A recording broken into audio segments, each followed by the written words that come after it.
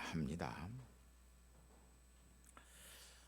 누가복음 2장 4절 말씀에 보면 요셉도 다윗의 집 족속이므로 갈릴리 나사렛 동네에서 유대를 향하여 베들레헴이라 하는 다윗의 동네로 호적하러 올라갔다라고 이야기를 합니다. 자기의 약혼 여인 그리고 아이를 베고 있는 이 마리아를 데리고 올라갔다가 마리아가 베들레헴이라고 하는 그 동네에서 해산하여 아이를 낳았다라고 기록합니다. 그런데 마태복음 2장 5절 말씀에 보면 그냥 마리아와 요셉이 베들레헴에서 아이를 낳고 있습니다. 갈릴리 나사렛에 와서 베들레헴에 잠깐 있는 것이 아니라 베들레헴이라고 하는 집에서 그곳에 살고 있는 마리아와 요셉이 거기에 살고 있다가 아이를 낳습니다. 그래서 많은 사람들이 한쪽에서는 마국간에서 낳았다고 그러고 이 마태복음의 기사를 놓고 보면 마리아와 요셉이 베들레헴에서 살고 있었던 사람이었고 집에 있었을 때에 동방 박사들이 가서 예물을 드리는 것으로 되어져 있기 때문에 두 기사는 전혀 다른 기사이고 이런 것들은 초대교회 역사 속에서 각색되어지고 그렇게 전설들이 윤색되어져서 만들어졌다라고 이야기를 하고 있습니다. 특별히 예수 세미나를 주장하고 있는 사람들에 의해서 이 말들은 그래서 예수님의 탄생 이 이야기는 하나의 우화이지 역사적인 사실이 아니라고 이야기합니다. 자, 이 베들레헴이라고 하는 이 동네 미가서 5장 2절 말씀에 또 유대 땅 베들레헴아 너는 유대 고울에서 가장 작지 아니하도다. 내게서 한 다스리는 자가 나와서 내 백성 이스라엘의 목자가 되리라고 미가서 5장 2절에서 말씀하고 있습니다. 그런데 마태는 이 부분을 뒷부분은 조금 고쳐서 인용하고 있어요. 이렇게 인용하고 있는 것이 마태의 인용입니다. 실제적으로 미가서 5장 2절 말씀을 보면 베들레헴 에브라다야 너는 유다 족속 중에 작을지라도 이스라엘에 다스리는 자가 내게서 내게로 나올 것이니라.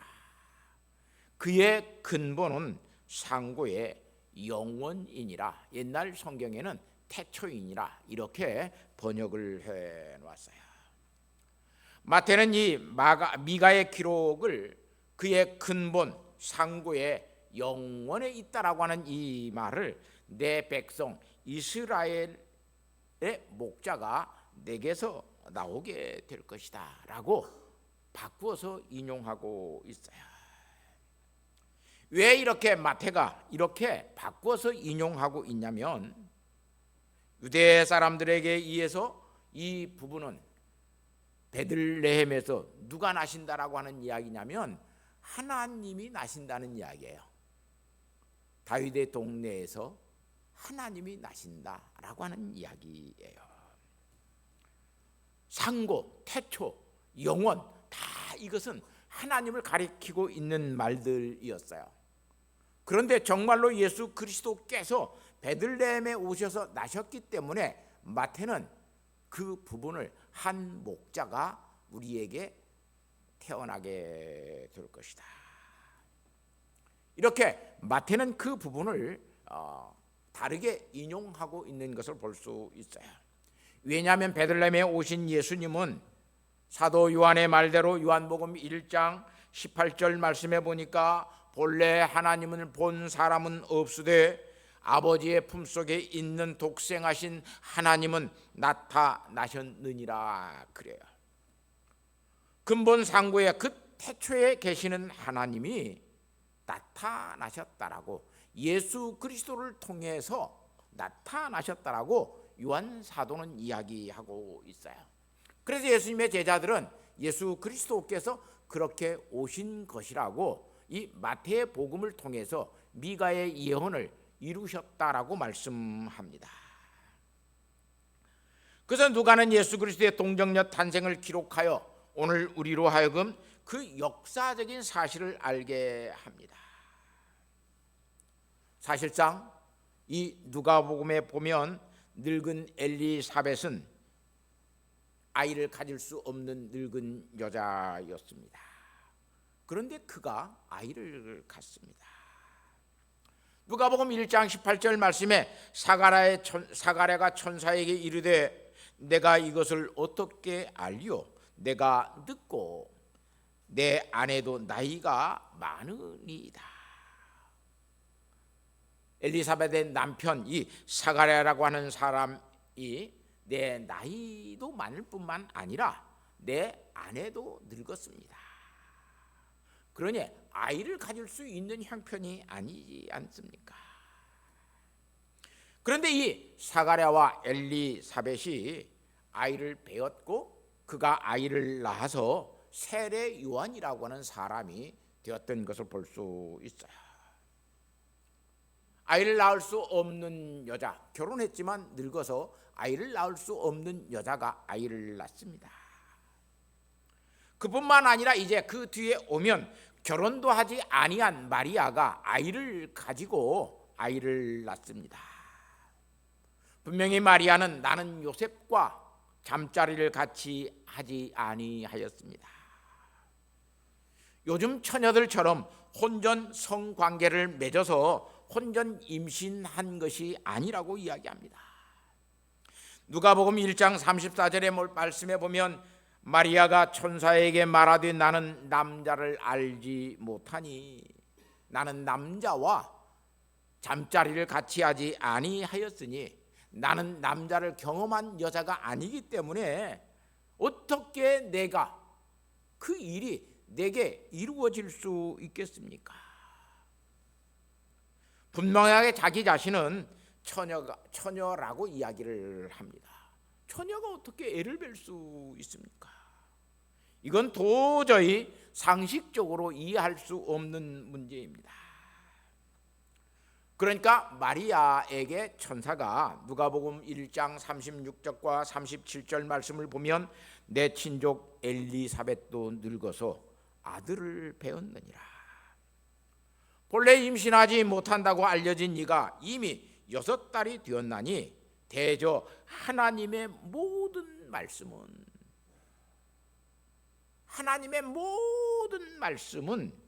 능하심이 없느니라.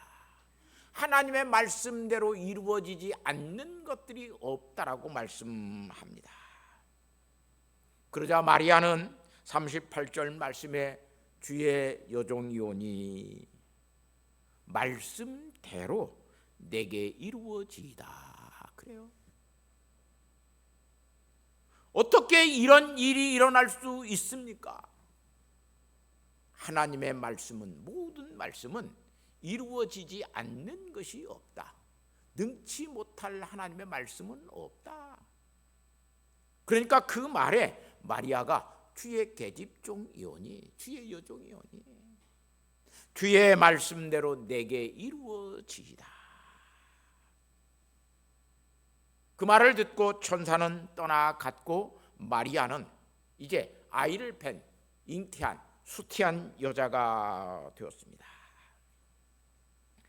하나님의 말씀하시면 그 말씀은 어떤 말씀이든지 하나님의 말씀은 불가능한 것이 없습니다.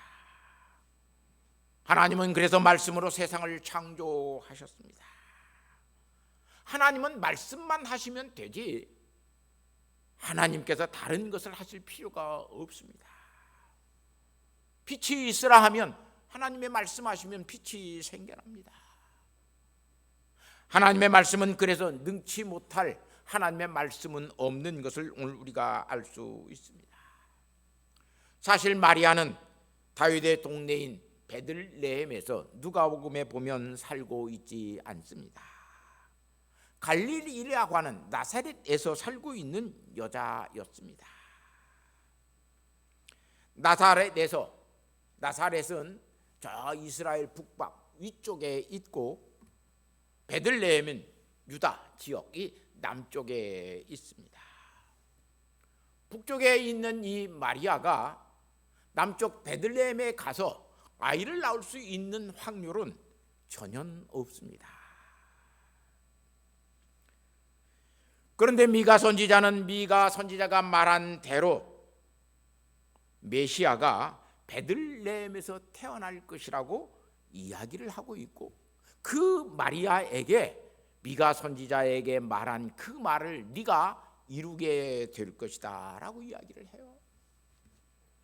자, 누가복음 2장 1절 말씀에 그때에 가이사 아우구스도가 영을 내려 천하로 다 호적하게 하였으니, 예수님이 태어나는 당시 이때는 로마가 세계를 다 지배하고 있었던 나라였습니다. 그래서 유대 나라도 로마의 지배를 받고 있었고 로마의 식민지였습니다. 이때 당시에 로마의 황제는 아우구스토스라고 하는 사람이었습니다. 가이사라고 하는 말은 왕이라고 하는 말이죠. 이 아우구스토는 BC 31년에서부터 AD 14년까지 로마의 황제를 지난 로마의 초대 황제로 알려져 있는 아주 유명한 사람이었습니다. 그는 약 한 45년 동안 로마의 모든 나라를, 세계를 다스리고 있던 사람이었습니다. 그 로마의 황제가 호적하러 천하에, 로마의 제국 전체에 다 호적하라고 명령을 내렸습니다. 왜 이렇게 호적하라고 하는 명령을 내렸냐면 세금을 징수하기 위해서 호적을 조사하였습니다. 그뿐만 아니라 이 대제국의 병력들을, 군대를 징집하기 위해서 호적 명령을 내렸습니다. 이렇게 이 아우구스토가 내린 호적 명령은 BC 4년에 있었다라고 역사학자들은 이야기를 하고 있습니다.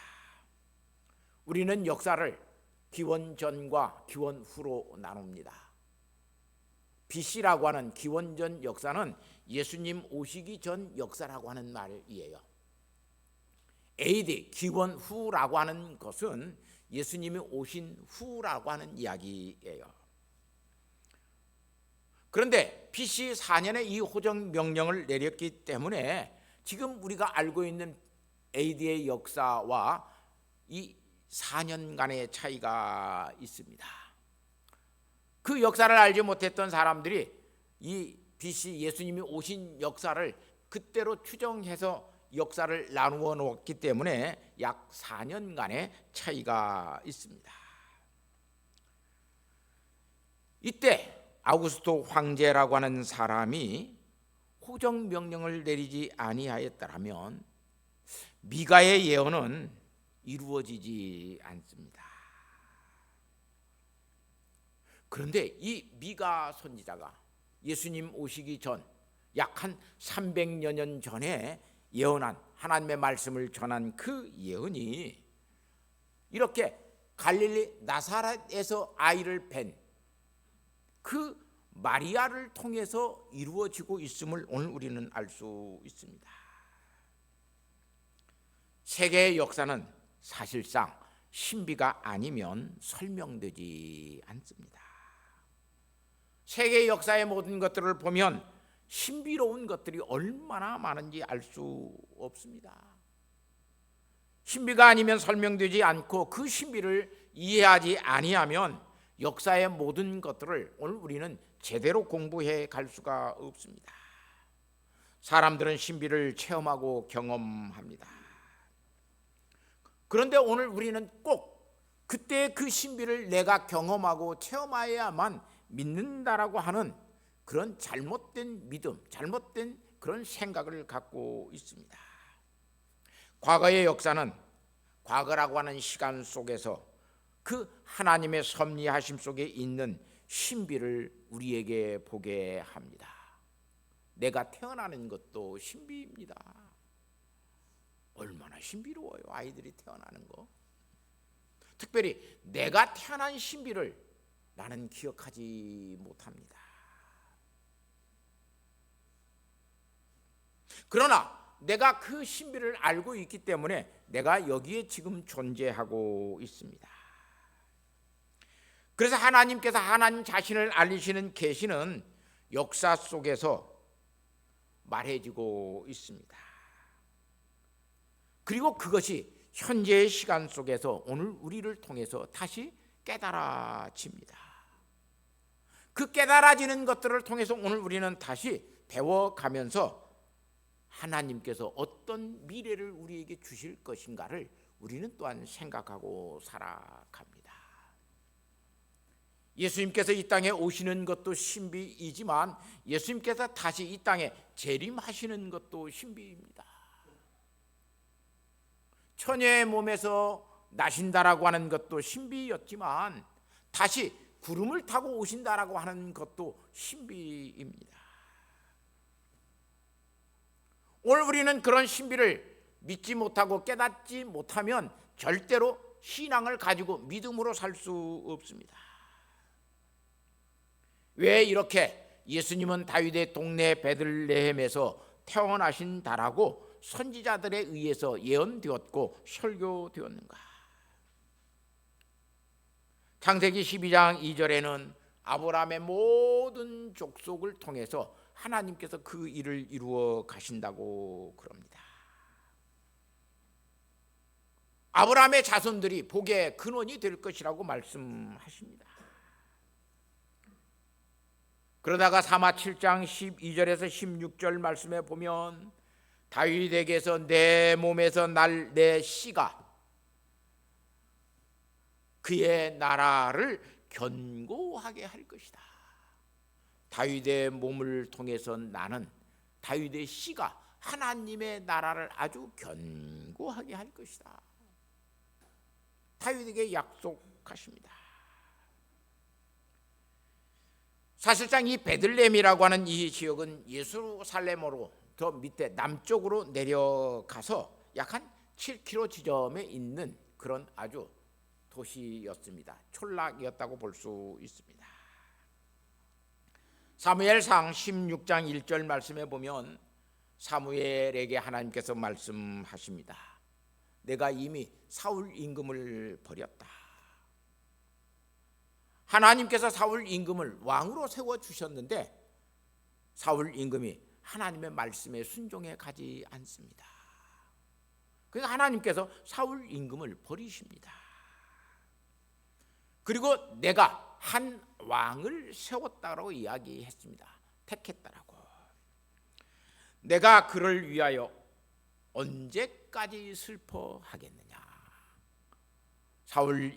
사무엘 선지자에게 하나님께서 사울 임금을 패하였다, 버리셨다라고 이야기하니까 사울 임금이 참 마음이 슬펐습니다. 하나님께서 사울 임금에게 사무엘에게 말을 합니다. 네가 어느 때까지 그렇게 사울을 위해서 슬퍼하겠느냐. 너는 이제 뿔에다가 기름을 채워 가지고 베들레헴으로 가라. 베들레헴 사람 이새에게 내가 너를 보낼 것인데 그가 그 아들 중에서 한 왕을 내가 보았노니라. 내가 택하는 한 왕이 하나님의 마음에 합한 한 사람이 베들레헴에 살고 있는 이새의 가정 속에 있으니 그 사람에게 가서 네가 왕으로 기름을 부으라고 하나님의 선지자 사무엘에게 말을 합니다. 이렇게 베들레헴이라고 하는 지역은 다윗의 고향이었습니다. 다윗은 거기에서 태어났고 거기에서 자랐습니다. 그래서 이 베들레헴을 사람들은 다윗의 동네라 그렇게 불러요. 우리는 어디에다 가다가 보면 종종 누가 태어난 곳 그 집이 있으면 거기를 누구의 거리라고 불러요.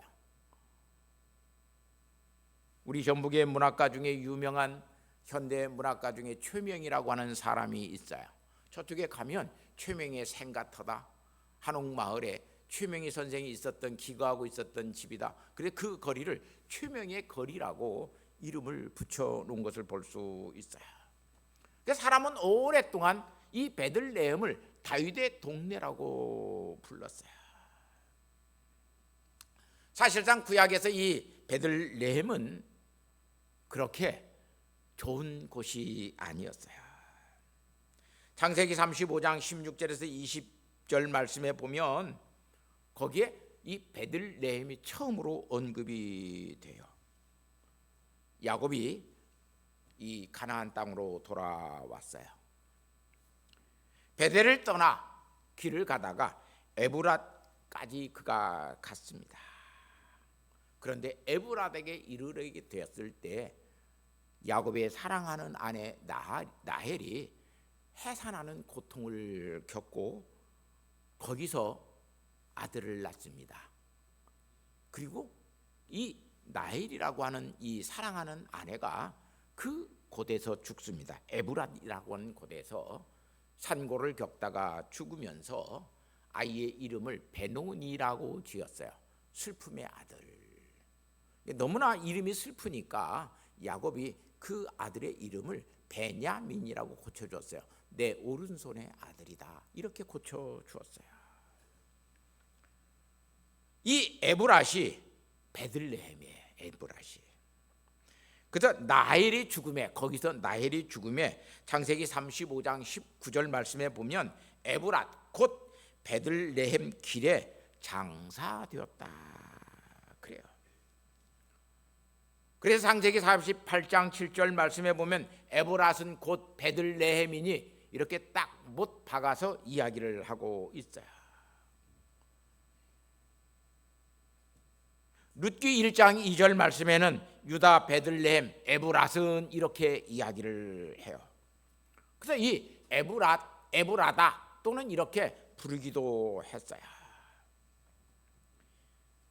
베들레헴은 야곱에게 있어서 사랑하는 아내를 잃었던 죽음의 장소였고 큰 슬픔을 당한 슬픔의 장소였습니다.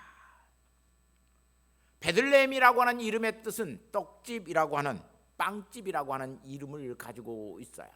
거기는 그래서 먹을 것이 많은 지역이, 가장 이 이스라엘 땅에서도 풍요로운 땅이 베들레헴이라고 하는 지역이었어요. 그런데 사람은 슬픔을 겪으면 먹을 것이 있어도 먹을 수가 없어요. 입맛이 떨어지는 것, 큰 슬픔 속에 있을 때는 입맛도 떨어집니다. 큰 염려와 걱정을 가지고 있는 사람은 그렇게 식욕이 돌지 않습니다. 밥맛이 사라집니다. 이 베들레헴이라고 하는 이 지역에서 이 야곱이라고 하는 사람은 입맛도 잃어버리고 큰 슬픔을 겪었던 장소입니다. 그래서 이 베들레헴은 슬픔의 장소였고 죽음의 장소였습니다. 그런데 베들레헴에 예수 그리스도가 태어나시면서 거기는 생명의 장소가 되었습니다. 희망의 장소가 되었습니다. 하늘에서는 하나님께 영광을 돌릴 수 있는 장소가 되었고 땅에서는 하나님께서 기뻐하시는 자들에게 평화를 주는 장소가 베들레헴이 되었습니다. 다윗의 동네에 그래서 메시아가 태어난다는 이 미가 선지자의 설교는 사실상 300년 동안 그 설교를 미가 선지자가 했고 성경에 기록되었지만 유대 사람들은 그 말을 이제 믿지 아니합니다. 1년이 지난 것도 아니고 10년이 지난 것도 아니고 100년 그리고 또 100년 그리고 또 100년이 지나서 300년 이상이 지난 미가 선지자의 설교입니다. 그래서 유대 사람들이 거기에 하나님의 아들 메시아가 태어난다는 것을 알고 있었지만 그것은 그들이 알고 있는 것으로 끝나는 그냥 전설과 같은 이야기가 되어져 버렸습니다. 박사들이 찾아와서 유대인의 왕으로 나신 이가 어디 계십니까? 라고 물었을 때에 마태복음 2장 7절 말씀에 보면 서기관과 대제사장들이 이 베들레헴에서 태어나십니다. 만일 하나님의 아들 메시아가 태어난다면 베들레헴에서 태어납니다. 그렇게 알려주었습니다. 그런데 그것을 다 알고 있는 대제사장이나 서기관들이나 다른 유대 사람들은 별 반응이 없어요. 왜냐하면 전설이 되어져 버렸기 때문에 그래요. 그런데 그 이야기를 듣고 가장 불안했던 사람은 누구였냐면 헤롯 임금이었습니다. 그래서 박사들이 자기에게 돌아가지 않는 그 시점까지를 계산해서 2살 난 아이를 다 죽이도록 명령하는 것을 볼 수 있어요. 오늘 우리 주변에 하나님의 말씀을 믿지 아니하는 사람들이 교회에 다니면서도 하나님의 말씀을 믿지 아니하는 사람들이 태반인 것을 볼 수 있습니다. 왜냐하면 전설이 되어져 버렸기 때문에 그래요. 예수님의 동력녀 탄세도 전설이 되어져 버렸어요. 예수님께서 다시 오신다라고 하는 재림이라고 하는 예수님께서 그 오심도 오늘 우리는 그냥 전설로 믿어버립니다. 전설로 믿거나 신화로 믿거나 우화로 믿습니다. 우화의 이야기는 그 우화의 이야기가 사실이라고 사람들은 믿지 않지만 그 우화 속에는 어떤 교훈적인 이야기가 들어져 있다라고 믿어서 교훈적인 것으로 생각합니다.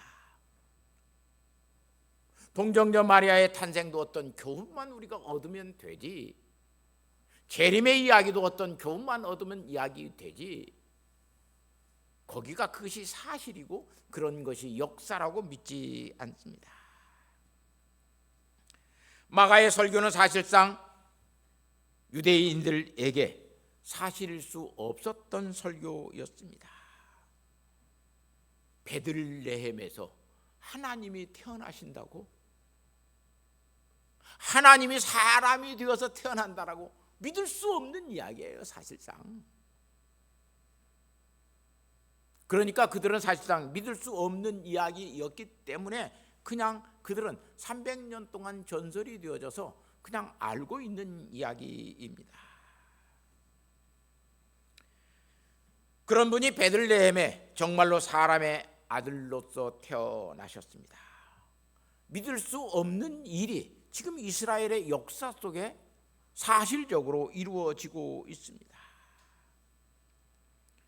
그들은 미가 선지자의 기록을, 설교의 길을 기록해서 그들이 읽고 묵상하고 그 말씀을 가르쳤지만, 그래서 그들은 잘 알고 있었지만 믿지는 아니하였습니다. 사람에게는 언제든지 그 시대의 상식적인 사고방식이 있습니다. 합리적인 사고방식이 있습니다. 지금 우리 시대에 상식적이고 합리적인 사고방식을 많은 사람들이 과학적 사고방식이라 이야기합니다. 우리는 과학적으로 생각합니다. 과학적으로 실험하고 검증하고 입증되지 아니한 것은 믿을 수 없다라고 이야기합니다. 그래서 현대인들은 실험과 검증을 통해서 모든 것들을 믿으려고 합니다. 실험과 검증이 되지 아니하는 이야기들은 믿지 않습니다. 그래서 오늘날 이 MZ세대의 이 젊은 세대들은 더더욱 기독교의 진리에 대해서 믿지 않습니다. 과학적으로 검증할 수도 없고 과학적으로 그것을 다시 실증할 수도 없는 이야기들이 너무 많기 때문에 그렇습니다. 그래서 점점 말씀대로 믿는 신앙에서 이 시대의 지성과 이 시대의 사람들은 점점 멀어져 가기 시작합니다. 그런데 성경은 오늘 우리에게 하나님의 말씀은 능치 못할 일이 없다라고, 하나님은 과학적인 어떤 검증을 통해서 우리에게 입증되는 것이 아니라 하나님의 말씀이 이루어지는 것으로 하나님은 하나님 되신다라고 말씀하고 있습니다. 사실상 오늘 말씀을 잘 살펴보십시오. 저 북쪽 나사렛에서 살고 있는 여자가 임신을 했어요. 베들레헴에 가서 거기에 가서 아이를 낳을 수 있는 전혀 그 가능성은 전혀 사실상 없습니다. 더욱이 아이를 뵌 여자를 데리고 그 먼 길을 같이 간다라고 하는 것도 굉장히 있을 수 없는 일입니다. 그런데 요셉은 마리아를 데리고 베들레헴으로, 다시 말하면 예루살렘으로 가기 위해서 베들레헴으로 가고 있습니다.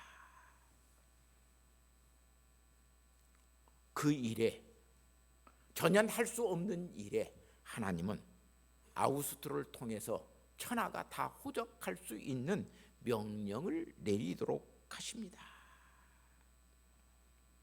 사랑하는 성도 여러분, 그렇게 하나님의 말씀은 이루어져 가고 있음을 오늘 우리는 깨달을 수 있습니다.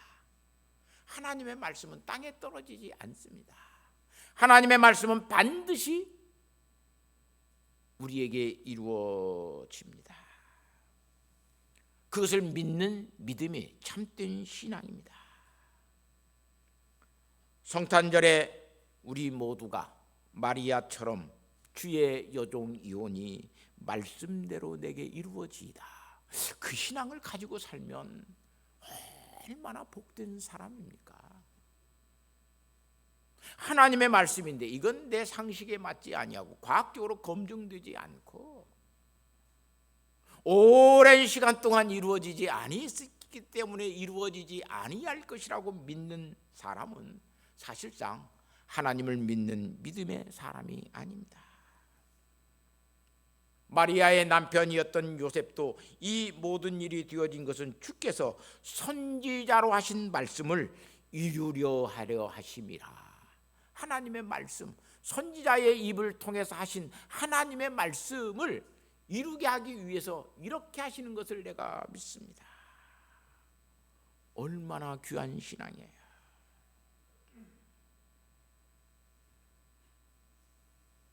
BC 700년 전에 미가 선지자를 통해서 베들레헴에서 메시아가 나실 것이라고 가르쳐 주신 하나님의 말씀이 300년이 지난 뒤에 저 북방 나사렛에서 살고 있는 여자에게 임신을 하게 하시고, 그리고 그 여자를 베들레헴으로 보내셔서 그곳에서 태어나게 하십니다.